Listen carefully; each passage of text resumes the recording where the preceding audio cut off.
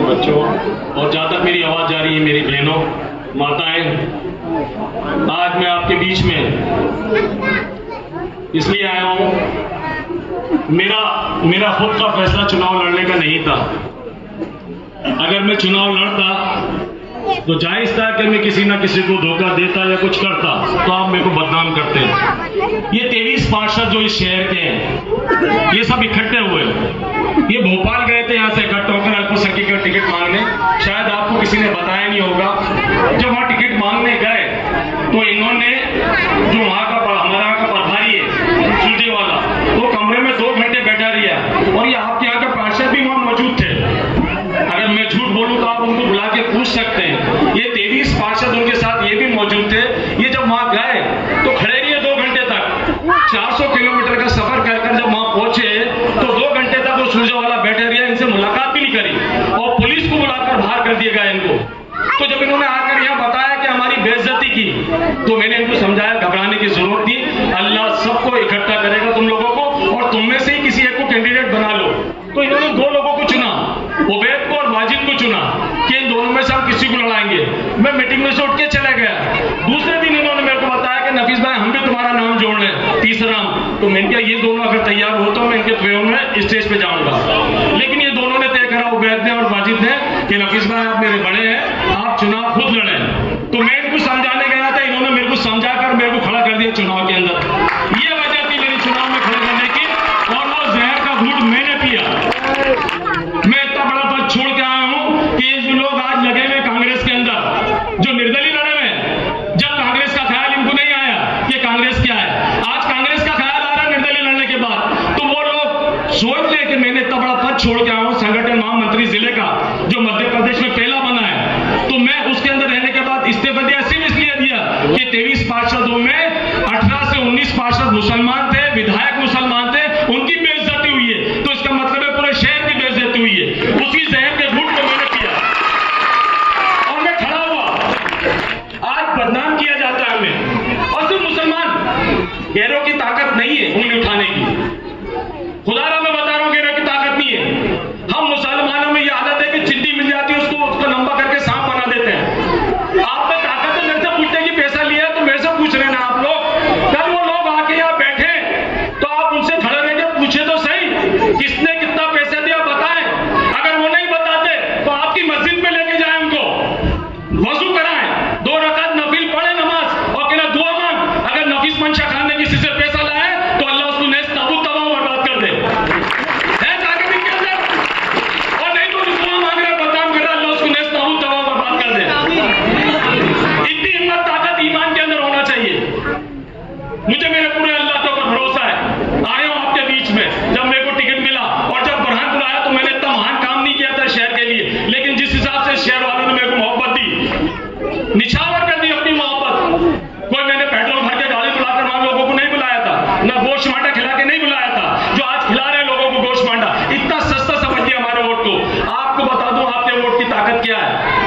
आपने अगर किसी को वोट दिया है तो आपके बच्चों का भविष्य उसमें छुपा रहता है। आप नहीं जानते इसके अंदर क्या है।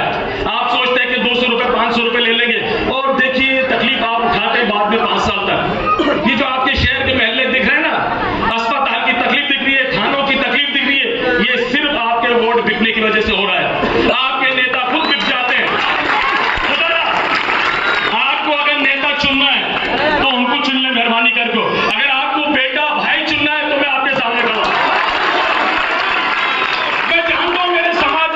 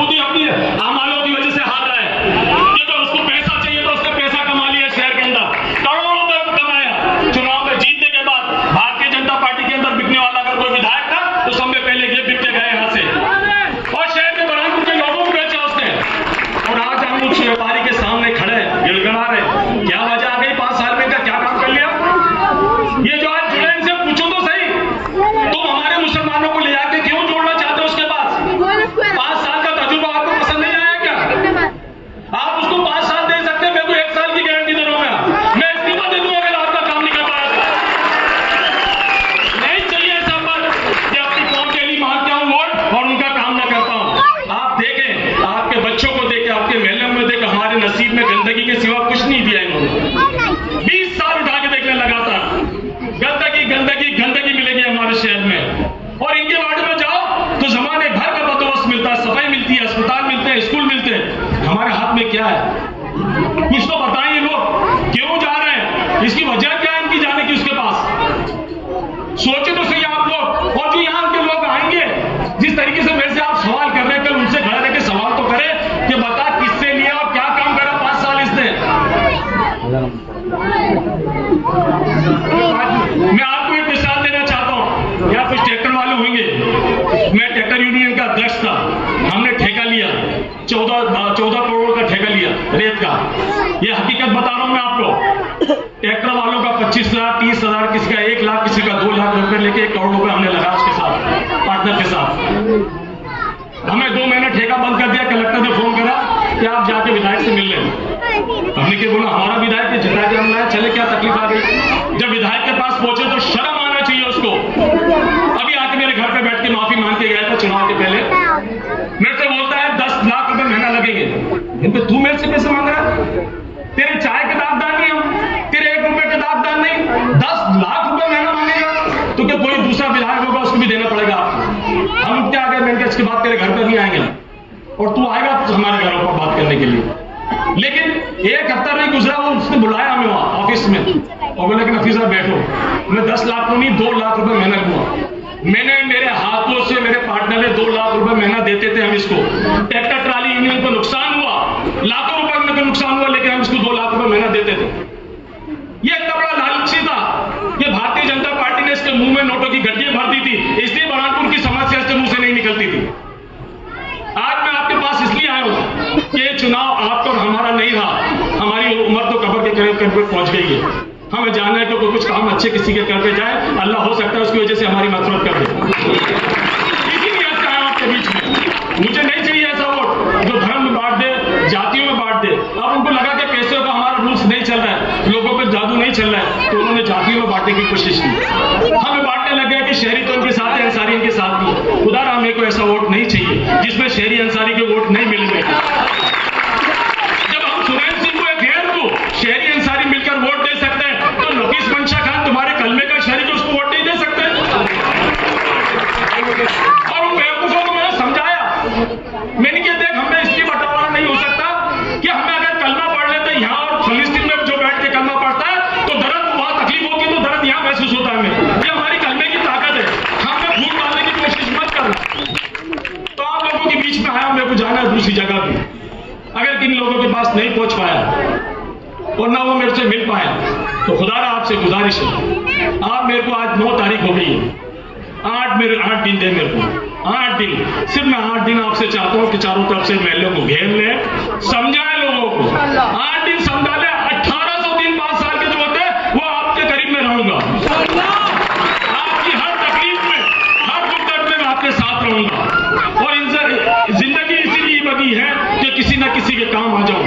तो इंशाल्लाह मुझे पूरी उम्मीद है इस शहर के लोगों से, इस महल्ले के लोगों से, जो बुजुर्ग नाराज बैठे, अगर उनसे में से कोई लगता है कि मेरे से नादानी में कोई गलती होगी तो बताएं। मैं शर्म नहीं करता माफी मांगने में।